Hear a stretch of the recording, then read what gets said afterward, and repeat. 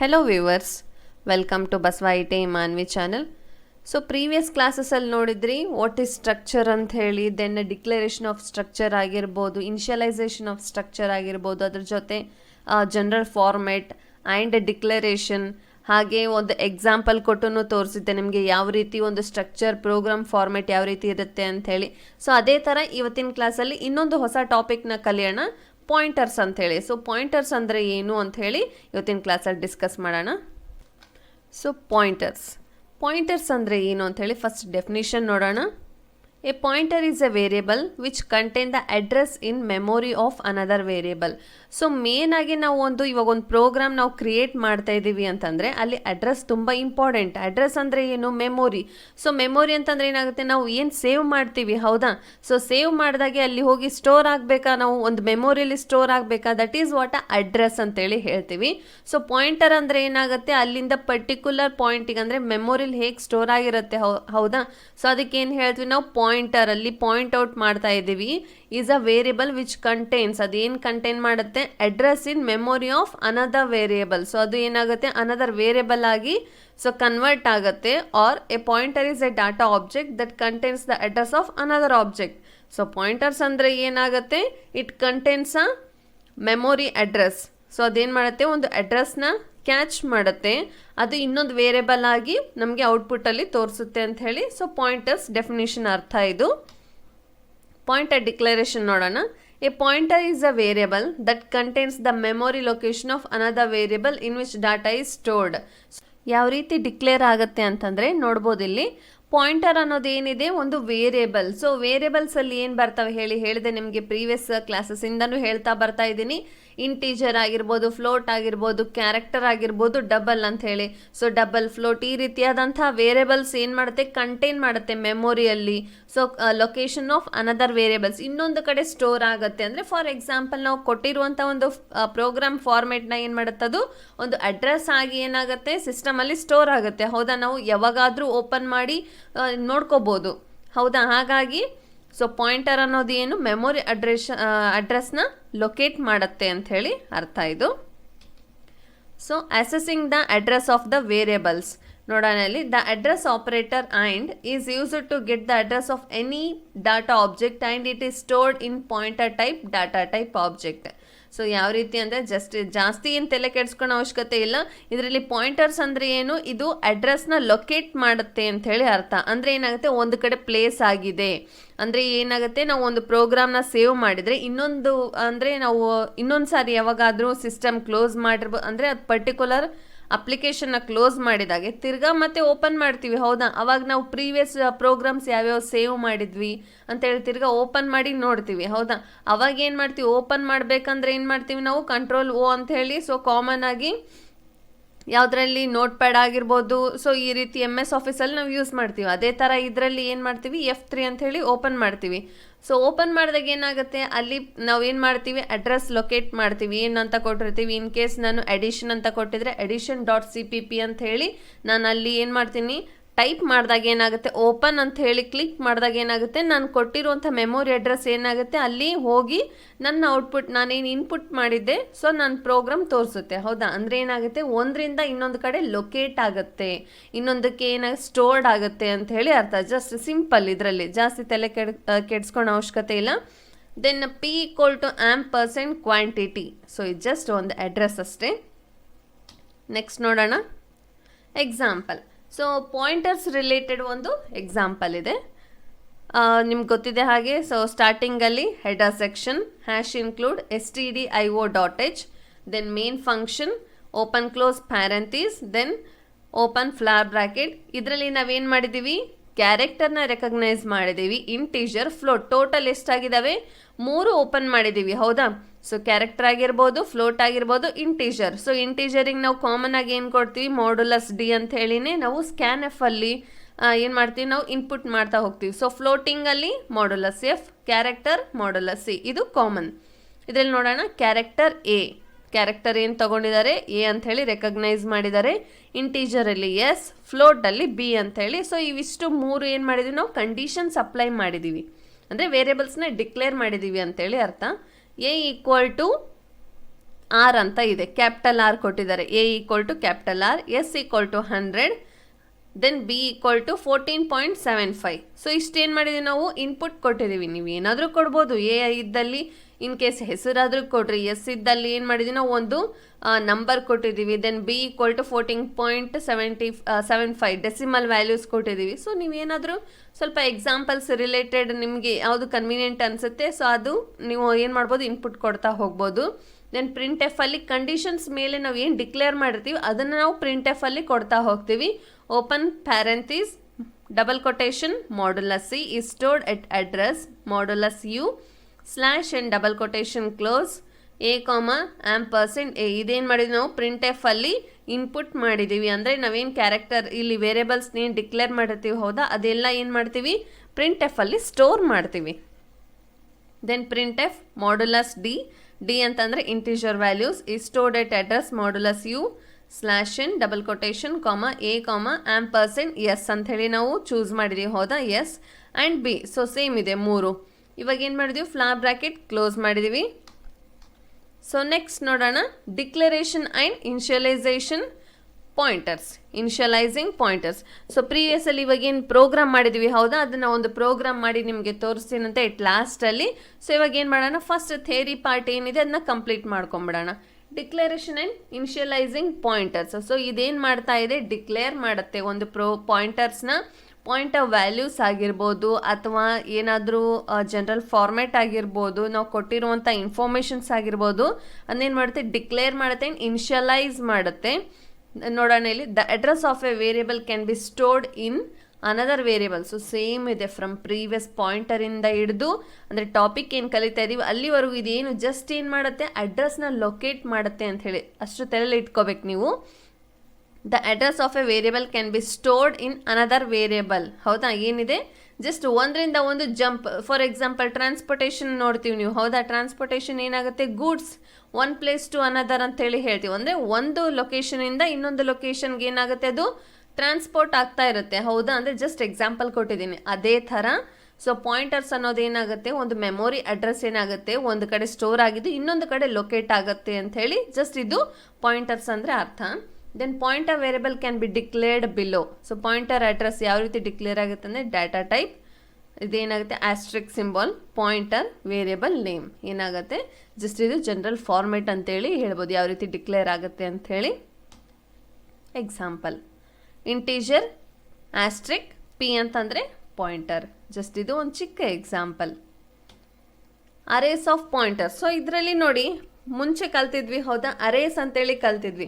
So ಅರೇಸ್ನು ಇದರಲ್ಲಿ involve ಆಗಿದೆ ಅಂತಂದ್ರೆ ಏನಾಗುತ್ತೆ, ರಿಲೇಟೆಡ್ ಇರ್ತವೆ. ನಾವೇನೇನು ಕಲಿತೀವಿ ಪ್ರೀವಿಯಸ್ ಟಾಪಿಕ್ಸ್ ಎಲ್ಲ ಏನಾಗುತ್ತೆ ಮುಂದೆ ಬರುವಂಥ ಟಾಪಿಕ್ಸ್ಗೆ ಏನಾಗಿರುತ್ತೆ ರಿಲೇಟ್ ಆಗಿರುತ್ತೆ ಅಂಥೇಳಿ. ಸೊ ಇವು ನೋಡಿರ್ಬೋದು ನೀವು ಫ್ರಮ್ ಎಲ್ಲಿಂದ ಡಿಸಿಷನ್ ಮೇಕಿಂಗಲ್ಲಿ ಬರುವಂತಹ ಇಫ್ ಎಲ್ಸ್ ವೈಲ್ ಸ್ವಿಚ್ ಆಗಿರ್ಬೋದು, ಅಲ್ಲಿಂದ ಏನಾಯಿತು ಒಂದಕ್ಕೊಂದು ಪ್ರೋಗ್ರಾಮ್ಸ್ ಏನಾಯಿತು ರಿಲೇಟೆಡ್ ಆಗ್ತಾ ಇದೆನಾ ಹೌದಾ.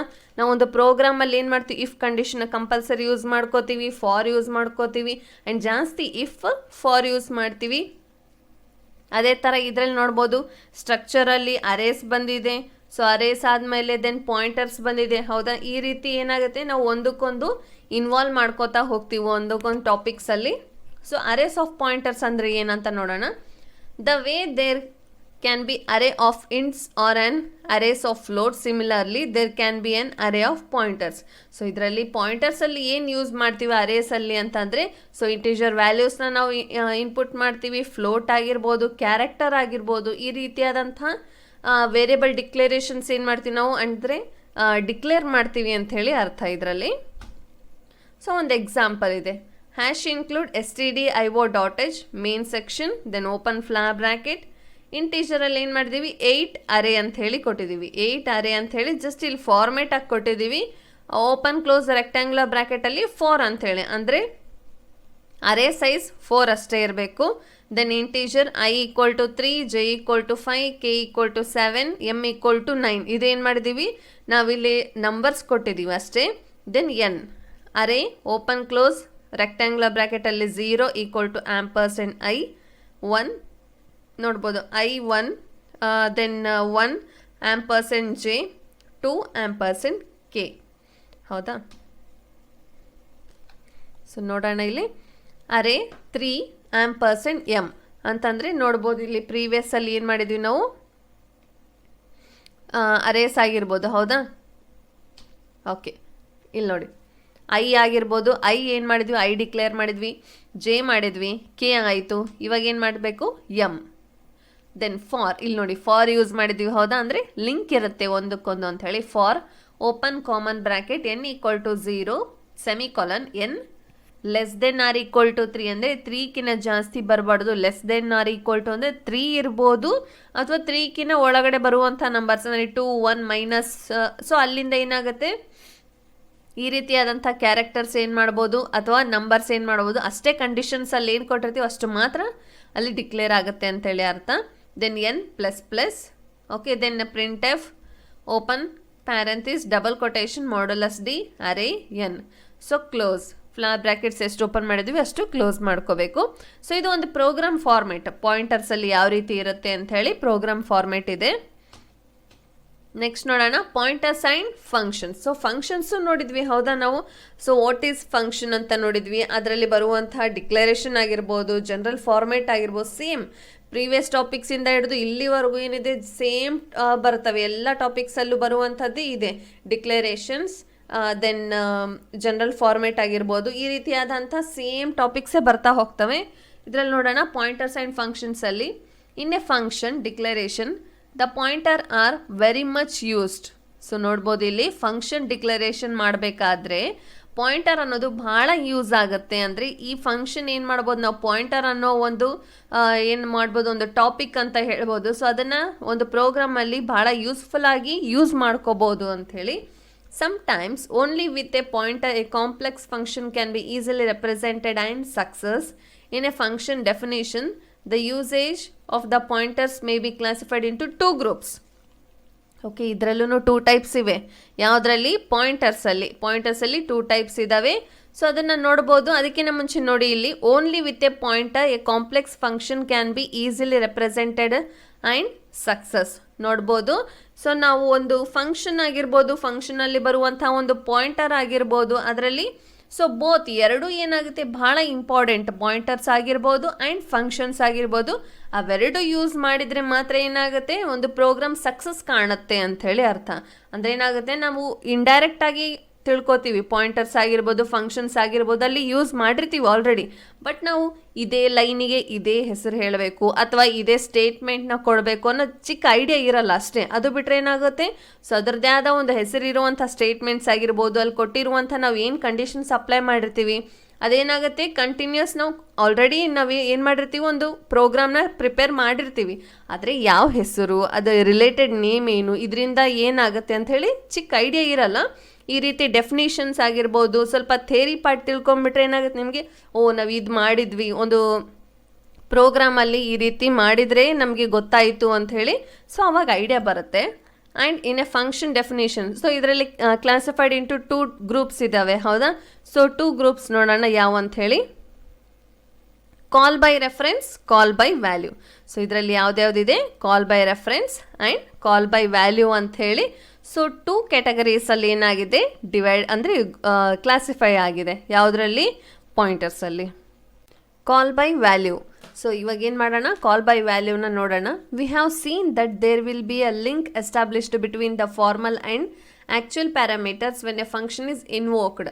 ಅಂದರೆ ಏನಾಗುತ್ತೆ, ನಾವು ಒಂದು ಪ್ರೋಗ್ರಾಮಲ್ಲಿ ಏನು ಮಾಡ್ತೀವಿ, ಫ್ರಮ್ ಎಲ್ಲಿಂದ ಹೆಡರ್ ಸೆಕ್ಷನ್ ಆಗಿರ್ಬೋದು, ಮೇನ್ ಸೆಕ್ಷನ್ ಆಗಿರ್ಬೋದು, ದೆನ್ ಇಂಟಿಜರ್ ವೇರಿಯಬಲ್ಸ್, ಅದಾದಮೇಲೆ ಬರುವಂಥ ಪ್ರಿಂಟ್ ಎಫ್, ಸ್ಕ್ಯಾನ್ ಎಫ್, ಅಲ್ಲಿಂದ ಹಿಡಿದು ಏನಾಗುತ್ತೆ ರಿಟರ್ನ್ ವ್ಯಾಲ್ಯೂಸ್ವರೆಗೂ, ಪ್ರಿಂಟಿಂದ ಹಿಡಿದು ರಿಟರ್ನ್ ವ್ಯಾಲ್ಯೂಸ್ವರೆಗೂ ಮಧ್ಯದಲ್ಲಿ ಏನಾದರೂ ಚೇಂಜಸ್ ಆದರೆ, ಅಲ್ಲಿ ಏನಾದರೂ ವ್ಯಾಲ್ಯೂಸ್ ಏನಾದರೂ ಇನ್ ಕೇಸ್ ಎರರ್ ಅಂತ ಬಂದರೆ ಅಲ್ಲೇನಾಗುತ್ತೆ, ಕಾಲ್ ಬೈ ರೆಫರೆನ್ಸ್ ಅಂತ ಹೇಳಿ ಕೆಳಗಡೆ ನಾವು ಎರರ್ ಮೆಸೇಜಲ್ಲಿ ಡಿಸ್ಪ್ಲೇ ಆಗುತ್ತೆ.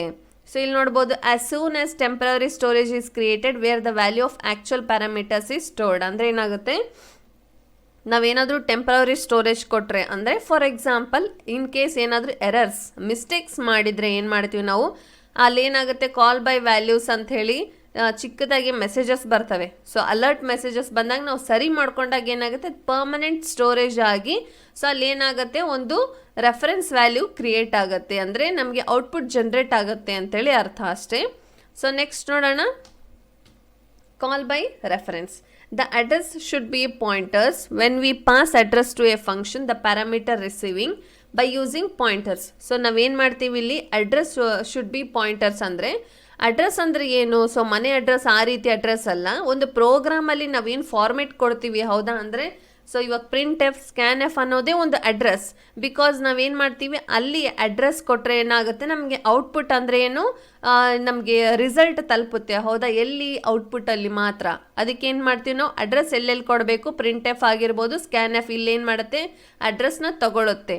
When we pass address to a function, the parameters receiving by using pointers, the process of calling a function to pass the address of the variable is known as call by reference. So ಇಲ್ಲಿ ಏನಾಗುತ್ತೆ, pass the address ಅಂದರೆ ಒಂದರಿಂದ ಒಂದಕ್ಕೆ pass ಮಾಡ್ತೀವಿ ಹೌದಾ. Passing nothing but ಏನಾಗುತ್ತೆ, ನಾವು indirectly pass ಮಾಡ್ತೀವಿ. ಯಾವ ರೀತಿ, ಇನ್ಪುಟ್ ಜನ್ರೇಟ್ ಮಾಡಿದಾಗೆ ಇನ್ಪುಟ್ ನಾವೇನು ಮಾಡ್ತೀವಿ, ಪ್ರಿಂಟ್ ಎಫ್ ಆಗಿರ್ಬೋದು, ಸ್ಕ್ಯಾನ್ ಎಫ್ ಅಲ್ಲಿ ಏನು ಮಾಡ್ತೀವಿ, ಪಾಸ್ ಮಾಡ್ತೀವಿ ಅಡ್ರೆಸ್. ಸೊ ಆ ಪಾಸ್ ಮಾಡಿರೋ ಅಡ್ರೆಸ್ ನಮಗೆ ಔಟ್ಪುಟ್ ಬರಬೇಕು ಹೌದಾ. ಔಟ್ಪುಟ್ ಎಲ್ಲಿ ಬರುತ್ತೆ, ಒಂದು ಪ್ರೋಗ್ರಾಮ್ ನಾವೇನು ಮಾಡ್ತೀವಿ, ಕಂಟ್ರೋಲ್ F9 ಒತ್ತಿದಾಗೆ ಔಟ್ಪುಟ್ ಜನ್ರೇಟ್ ಆಗುತ್ತೆ, ಪ್ರೋಗ್ರಾಮ್ ಔಟ್ಪುಟ್. ಅಲ್ಲಿ ಏನಾಗುತ್ತೆ, ನಮಗೆ ಆ್ಯಕ್ಚುಯಲ್ ರೆಫರೆನ್ಸ್ ಸಿಗುತ್ತೆ. ಅಂದರೆ ಏನಾಗುತ್ತೆ, ಕಂಪ್ಲೀಟ್ ರೆಫರೆನ್ಸ್ ಏನಾಗುತ್ತೆ ನಮಗೆ ಅಲ್ಲಿ ಸಿಗುತ್ತೆ. So that is what called call by reference ಅಂತೇಳಿ ಅರ್ಥ ಇದು. ಸೊ ಇವಾಗ ಏನು ಮಾಡೋಣ, ನೋಡಿದ್ರಲ್ಲ ಯಾವ್ಯಾವ ರೀತಿ ಇದ್ದಾವೆ. ಪಾಯಿಂಟರ್ಸ್ ಅಂದರೆ ಏನು, ಇದರಲ್ಲಿ ಬರುವಂಥ ಕೆಟಗರೀಸ್ ನೋಡಿದ್ರಿ, ಪಾಯಿಂಟರ್ ಸೈನ್ಡ್ ಫಂಕ್ಷನ್ಸ್ ನೋಡಿದ್ರಿ, ದೆನ್ ಅರೇ ಸೈನ್ಡ್ ಫಂಕ್ಷನ್ಸ್, ಅರೇ ಸೈನ್ಡ್ ಪಾಯಿಂಟರ್ಸ್ ನೋಡಿದ್ರಿ ಹೌದಾ. ಈ ರೀತಿಯಾದಂಥ ಟಾಪಿಕ್ಸ್ ಎಲ್ಲ ನೋಡಿದ್ರಿ. ಇವಾಗ ಏನು ಮಾಡೋಣ, ಒಂದು ಪ್ರೋಗ್ರಾಮ್ನ ನೋಡೋಣ. ಒಂದು ಪ್ರೋಗ್ರಾಮ್ ಯಾವ ರೀತಿ ಬರುತ್ತೆ ಅಂದರೆ ಪಾಯಿಂಟರ್ಸ್ ಯೂಸ್ ಮಾಡ್ತಾ ಒಂದು ಪ್ರೋಗ್ರಾಮ್ನ ಹೇಗೆ ಜನ್ರೇಟ್ ಮಾಡ್ಬೋದು ಅಂಥೇಳಿ ನೋಡೋಣ. ಪ್ರೋಗ್ರಾಮ್ ಸ್ಟಾರ್ಟ್ ಮಾಡೋಣ. ಅದಕ್ಕಿಂತ ಮುಂಚೆ ನ್ಯೂ ಪೇಜ್ ತೊಗೊಳೋಣ. ಓಕೆ, ಸೊ ಕ್ವೆಶನ್ ಬರೀರಿ, write a C program to address the variable of pointers. So question ಬರೀರಿ, ಇವಾಗ ಸ್ಟಾರ್ಟ್ ಮಾಡೋಣ. ಹ್ಯಾಶ್ ಇನ್ಕ್ಲೂಡ್ stdio.h ಅಂದರೆ ನಾವು ಪಾಯಿಂಟರ್ಸ್ನ ಯೂಸ್ ಮಾಡ್ತಾ ಯಾವ ರೀತಿ ಒಂದು ಪ್ರೋಗ್ರಾಮ್ನ ಬರೀಬೋದು ಅಂಥೇಳಿ. Open close parenthesis, open flower bracket, tab. So ಇಲ್ಲಿ ಏನು ಮಾಡೋಣ, ಕ್ಯಾರೆಕ್ಟರ್ ತಗೊಳ್ಳೋಣ. Character A, then int S. So ಇವಾಗ ನೋಡಿದ್ರಲ್ಲ ಪ್ರೋಗ್ರಾಮ್, ಅದನ್ನೇ ಮಾಡ್ತಾ ಇದ್ದೀನಿ, ಯಾವ ರೀತಿ ಔಟ್ಪುಟ್ ಜನ್ರೇಟ್ ಆಗುತ್ತೆ ಅಂಥೇಳಿ ನಿಮಗೆ ತೋರಿಸ್ಲಿಕ್ಕೆ ಏನು ಮಾಡ್ತಾ ಇದ್ದೀನಿ ನಾನು, ತಿರ್ಗಾ ಒಂದು ಪ್ರೋಗ್ರಾಮ್ ಬರಿತಾ ಇದ್ದೀನಿ. A equal to capital R. ಇಲ್ಲಿ ಏನು ಮಾಡ್ತಿದ್ದೀನಿ ನಾನು, ರಾಮ್ ಅಂತ ಕೊಡ್ತೀನಿ. ಓಕೆ, ಸೊ ಏನು ಮಾಡಿದ್ರಿ, ಅಲ್ಲಿ ಆರ್ ಅಂತ ಬಂದಿತ್ತು. ಸೊ ನಾನೇನು ಸ್ವಲ್ಪ ಚೇಂಜಸ್ ಮಾಡ್ತಾಯಿದ್ದೀನಿ. Then S equal to 100, S equal to 100. Then ಇದರಲ್ಲಿ B equal to 14.75, 14.75 semicolon, enter. Next ಏನು ಮಾಡೋಣ, ಪ್ರಿಂಟ್ ಎಫ್ ಹೌದಾ. ಸೊ ಪ್ರಿಂಟ್ ಎಫ್ ಕಂಪಲ್ಸರಿ ಬೇಕು. Double quotation, modulus C is stored, modulus C is stored at address modulus U slash n double quotation comma a comma ampersand a close common bracket, enter. Then printf open common bracket double quotation modulus d is stored, modulus d is stored at address modulus u slash n double quotation close comma a comma ampersand. ಏನು ನಾವು ಇಲ್ಲಿ address ಮಾಡಿದ್ವಿ s ಅಂತೇಳಿ ಹೌದಾ. So s close common bracket, enter. Then print f same, print F open common bracket double quotation modulus f, because f ಅಂತಂದರೆ float ಅಂತೇಳಿ ಅರ್ಥ. Stored at address modulus you slash N double quotation comma a comma ampersand b, b ಅಂತ ಹೇಳಿ declare ಮಾಡಿದ್ವಿ ಹೌದಾ. So then close semicolon. Okay, so ಇಷ್ಟು clear ಎಲ್ಲ ಆಯಿತು. ಇವಾಗ ಏನು ಮಾಡಬೇಕು, enter, close flower bracket. Okay, so ಇದಿಷ್ಟೇನಾಯಿತು, ಒಂದು ಪ್ರೋಗ್ರಾಮ್, ಚಿಕ್ಕದಾಗಿರೋ ಒಂದು ಪ್ರೋಗ್ರಾಮ್ ನಾವೇನು ಮಾಡಿದ್ದೀವಿ, ಇಲ್ಲಿ ಇನ್ಪುಟ್ ಕೊಟ್ಟಿದ್ದೀವಿ. ಸೊ ನೋಡ್ಬೋದು, ಹೆಡರ್ ಸೆಕ್ಷನ್ ಆಯಿತು, ಮೇನ್ ಸೆಕ್ಷನ್, ಓಪನ್ ಫ್ಲಾ ಬ್ರ್ಯಾಕೆಟ್. ದೆನ್ ಇಲ್ಲಿ ಏನು ಮಾಡಿದ್ವಿ, ವೇರಿಯಬಲ್ ಡಿಕ್ಲರೇಷನಲ್ಲಿ ನಾವು ಕ್ಯಾರೆಕ್ಟರ್ನೂ ತೊಗೊಂಡಿದ್ದೀವಿ, ಇಂಟೀಜರ್ನೂ ತೊಗೊಂಡಿದ್ದೀವಿ, ಫ್ಲೋಟ್. ಪ್ರತಿ ಸಾರಿ ಏನು ಮಾಡ್ತಿದ್ವಿ, ಜಸ್ಟ್ ಇಂಟೀಜರ್ ಅಂತ ಹೇಳಿ ತೊಗೊತಾ ಇದ್ವಿ. ಇದರಲ್ಲಿ ಹಾಗಲ್ಲ, 3 ಡಿಕ್ಲೇರ್ ಮಾಡಿದ್ದೀವಿ. ದೆನ್ ಎ ಈಕ್ವಲ್ ಟು ರಾಮ್ ಅಂತ ಹೇಳ್ಕೊಟ್ಟಿದ್ದೀನಿ, S equal to 100, B equal to 14.75. So ಇಷ್ಟೇನು ಮಾಡಿದ್ದೀನಿ ನಾನು, ಕಂಡೀಷನ್ಸ್ ಅಪ್ಲೈ ಮಾಡಿದ್ದೀನಿ. Print F modulus C stored at address modulus U /n double quotation close (a, %a). ಈ ರೀತಿಯಾದಂಥ ಕಂಡೀಷನ್ಸ್ 3 ಸಾರಿ ಡಿಕ್ಲೇರ್ ಮಾಡಿದ್ದೀನಿ. ಬಿಕಾಸ್ ನಾನು ಇಲ್ಲಿ 3 ಸಾರಿ ತೊಗೊಂಡಿದ್ದೀನಿ, ಹೌದಾ, ಅಂದರೆ ಕ್ಯಾರೆಕ್ಟರ್ ಆಗಿರ್ಬೋದು, ಇಂಟೀಜರ್ ಆಗಿರ್ಬೋದು, ಫ್ಲೋಟ್. ಸೊ ಅದೇ ಥರ 3ಕ್ಕೂ ನಾವೇನು ಮಾಡಬೇಕು, ಇಲ್ಲಿ ಕಂಡೀಷನ್ಸ್ ಅಪ್ಲೈ ಮಾಡಬೇಕು. Then close flower bracket. ಇವಾಗ ಏನು ಮಾಡ್ತೀನಿ, ಸೇವ್ ಮಾಡ್ತೀನಿ. ಸೊ ಸೇವ್ ಮಾಡ್ತಾ ಇದ್ದೀನಿ, ಪಾಯಿಂಟರ್ ಅಂತ ಕೊಡ್ತಾ ಇದ್ದೀನಿ, ಎಂಟರ್. ಸೊ ಆಲ್ರೆಡಿ ಪಾಯಿಂಟರ್ ಇದೆ, ಬೇರೆ ಹೆಸರು ಕೊಡೋಣ, F2.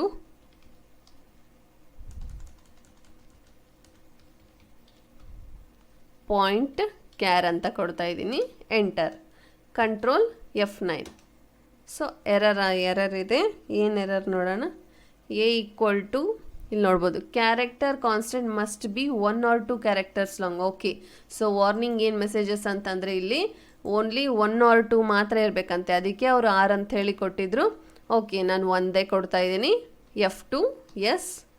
Control F9, S. Okay, output ನೋಡೋಣ. Control alt F9.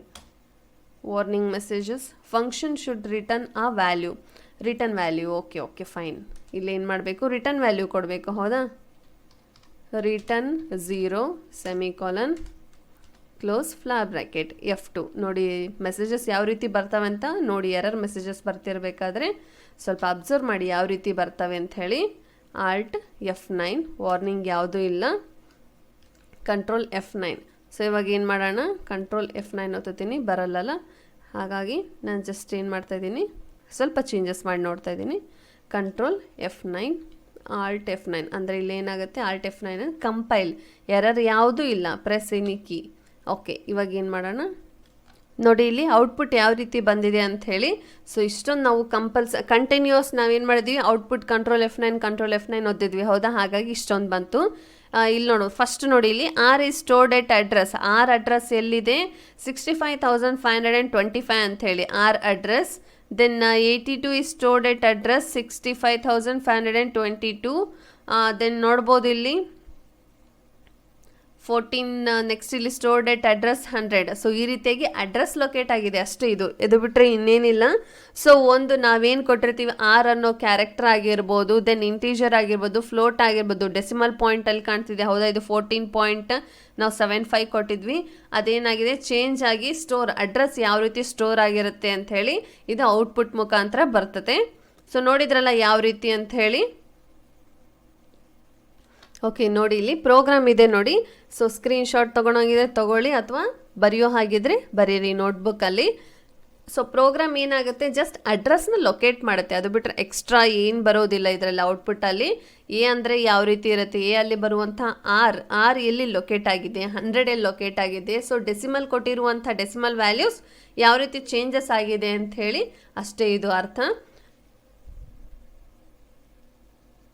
ಓಕೆ, ನೋಡಿದ್ರಲ್ಲ ಇವತ್ತಿನ ಕ್ಲಾಸಲ್ಲಿ ಏನೇನು ಡಿಕ್ಲೇರ್ ಮಾಡಿದ್ವಿ, ಏನೇನು ಕಲ್ತೀವಿ. ಪಾಯಿಂಟರ್ಸ್ ಆಗಿರ್ಬೋದು, ಡಿಕ್ಲರೇಷನ್ ಆಫ್ ವ್ಯಾಲ್ಯೂಸ್, ದೆನ್ ಪಾಯಿಂಟರಲ್ಲಿ ಬರುವಂಥ ಒಂದು ಎಕ್ಸಾಂಪಲ್ ನಾನು ನಿಮಗೆ ತೋರಿಸಿದೆ, ಯಾವ ರೀತಿ ಔಟ್ಪುಟ್ ಬರುತ್ತೆ ಅಂತ ಹೇಳಿ. ಸೊ ನೋಡಿದ್ರಲ್ಲ, ಇದೇ ರೀತಿ ಇನ್ನೊಂದಿಷ್ಟು ಹೊಸದಾಗಿರೋಂಥ ಟಾಪಿಕ್ಸ್ನ ಮತ್ತೆ ನೆಕ್ಸ್ಟ್ ಕ್ಲಾಸಲ್ಲಿ ನಾನು ನಿಮ್ಮ ಹತ್ರ ಶೇರ್ ಮಾಡ್ತೀನಿ. ಅಲ್ಲಿವರೆಗೆ ಏನು ಮಾಡಿರಿ, ನೀವು ಪ್ರಾಕ್ಟೀಸ್ ಮಾಡ್ತಾಯಿದ್ರೆ ನೆಕ್ಸ್ಟ್ ಟಾಪಿಕ್ಸ್ ಏನಾಗುತ್ತೆ, ಅರ್ಥ ಆಗ್ತಾ ಹೋಗುತ್ತೆ. So until then keep watching. Thank you.